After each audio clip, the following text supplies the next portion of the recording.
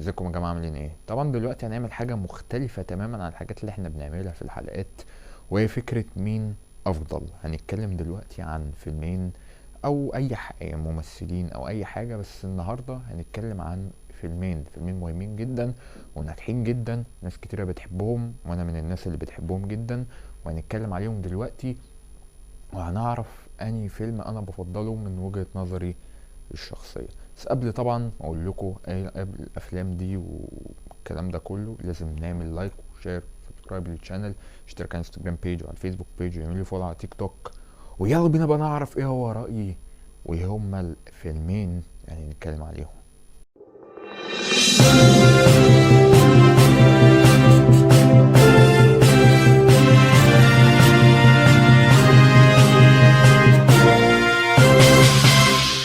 دلوقتي هنبتدي بفيلم الفيل الازرق وولاد رزق، الجزء الاول والتاني، وهنا الجزء الاول والتاني.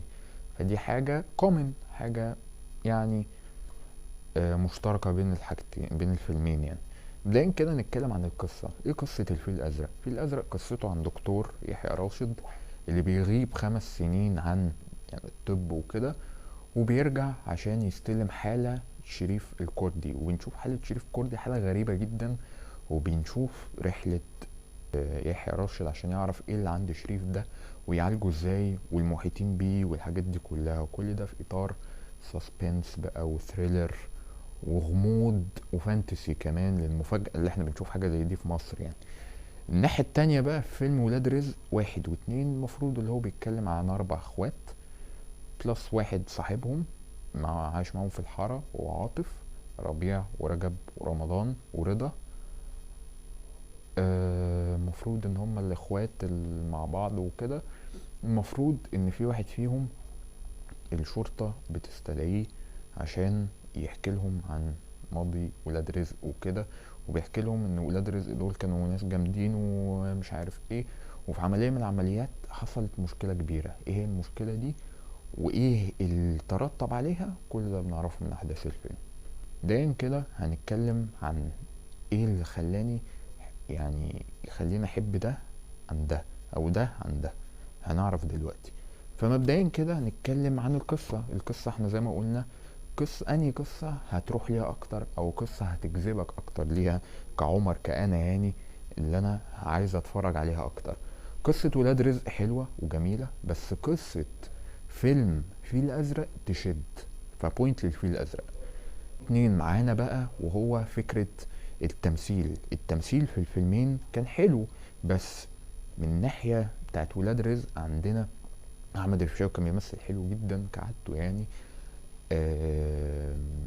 احمد داوود كان كويس جدا. عندنا الممثل اللي هو محمد ممدوح كان جامد. احمد عز عمل دور مختلف عنه تماما وكان حلو.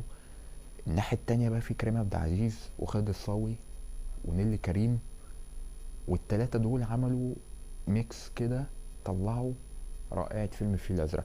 صحيح فيلم الفيل الأزرق كتير وكل حاجة، بس شخصياته يعني في نطاق ضيق قوي. فأنا هدي كريدت لفيلم الفيل الأزرق. يبقى كده الفيل الأزرق 2-0. نروح للبوينت رقم التلاتة، وهي الإخراج.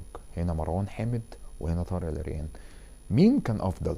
فيجوالايز القصة بشكل أفضل. طارق العريان عمل فيجواليزيشن للقصة وبنى عالم كامل من لا شيء.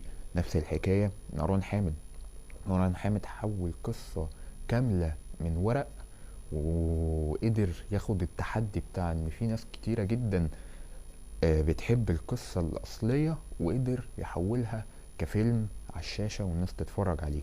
صحيح الكلام ده كان موجود وحلو قوي في الجزء الأول من الفيل الأزرق. في الجزء التاني حصل لي شوية إحباط، بس ما كنتش متضايق من الفيل الأزرق 2. بس من الناحية التانية ولاد رزق واحد كان حلو جدا، 2 كان أعلى كمان. فأنا الصراحة هدي كريدت للفيلمين.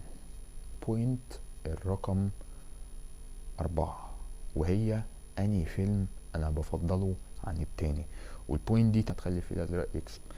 أو إحنا عندنا 3 تقريبا وهنا 1 عموما.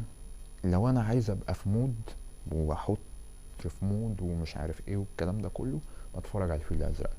لو انا عايز اتفرج على فيلم حلو وفيه عصابات وجانجز وشغل جامد والحاجات دي، بتفرج على ولاد رزق. عايز اتفرج على عصابات وحاجات وجانجز بقى وحاجات دي، هتفرج على فيلم ولاد رزق. فعشان كده انا هدي كريدت كبير لفيلم ولاد رزق في الحتة دي، وهيبقى ولاد رزق معانا ب2 بوينتس. يعني انا بفضل اتفرج على فيلم ولاد رزق اكتر، بس ده ما يقللش من فيلم الفيل الازرق. فيلم رائع، فيلم جامد الجزء الاول، لان انا التاني عجبني بس ما كانش بنفس يعني السحر بتاع الجزء الاول. وبس، ده كان كل اللي عندي بخصوص الفيلمين، واكيد عرفتوا من الاجمد يعني او من الافضل يعني.